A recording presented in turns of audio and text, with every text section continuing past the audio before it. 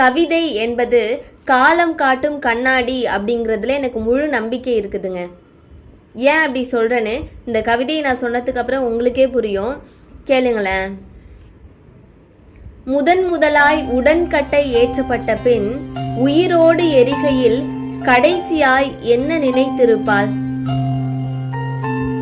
வரதட்சணையால் சபிக்கப்பட்ட முதல் முதிர்கன்னி மாதவிலக்கும் நின்று போனதை யாரிடம் சொல்லி இருப்பாள்? தாய்ப்பாலுக்கு பதில் கள்ளிப்பால் ஊட்டப்பட்ட முதல் பெண் சிசு எது? ஆண்களின் தேசத்தில் கேள்விகளுக்குள் சிக்கிய பெண்ணை மீட்க எந்த பெண் முதலில் போராளியானாள்? அவளின் கடைசி வாரிசிடம் கொடுத்து கிழித்தெறிய சொல்லுங்கள் இந்த கவிதையை அப்படின்னு பழனி பாரதி அவர்கள் ரொம்ப அழகா எழுதியிருக்கிறாங்க.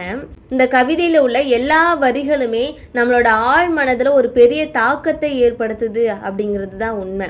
நீங்க அந்த வரிகளை கவனிச்சாலே தெரியும். இப்ப அந்த காலத்துலலாம் உடன்கட்டை ஏறுதல் அப்படிங்கிற ஒரு வழக்கம் இருந்தது. அதாவது கணவன் இறந்த பிறகு அவங்களோட சேர்த்தே மனைவியும் எரிச்சிடுவாங்க. அப்படியே அந்த பெண் உயிரோடு எரியும் போது கடைசியா என்ன யோசிச்சிருப்பா? அவளுக்கு நிறைய கனவுகள் இருக்கும், ஆசைகள் இருக்கும். அப்படியாக அவள் கடைசியா என்ன யோசிச்சிருப்பா? அதே போல வரதட்சணை கொடுமையால நிறைய பெண்கள் திருமணம் ஆகாமலே இருப்பாங்க. இப்ப பெண்களுக்கெல்லாம் ஒரு 30 வயதோ 40 வயதோ அது போல ஒரு சில வயதை கடந்த பிறகு மாதவிடாய் வராது. அப்படி அந்த கன்னி முதிர்கன்னி ஆகி அந்த மாதவிலக்கும் நின்று போனதை அந்த வருத்தத்தை யார்கிட்ட சொல்லி அழுதுருப்பா? தாய்ப்பாலுக்காக ஏங்கிய அந்த பெண் சிசுக்கு கள்ளிப்பால் கொடுக்கும்போது அந்த பெண் சிசுவோட கவலை எந்த அளவா இருந்திருக்கும்? இப்படி பெண்களோட வழிகளை மிக அழகாக எழுதியிருக்கிறாங்க.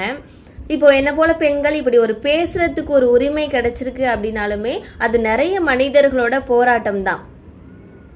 அதனாலதான் நான் சொன்னேன் கவிதை என்பது காலம் காட்டும் கண்ணாடி அப்படின்னு.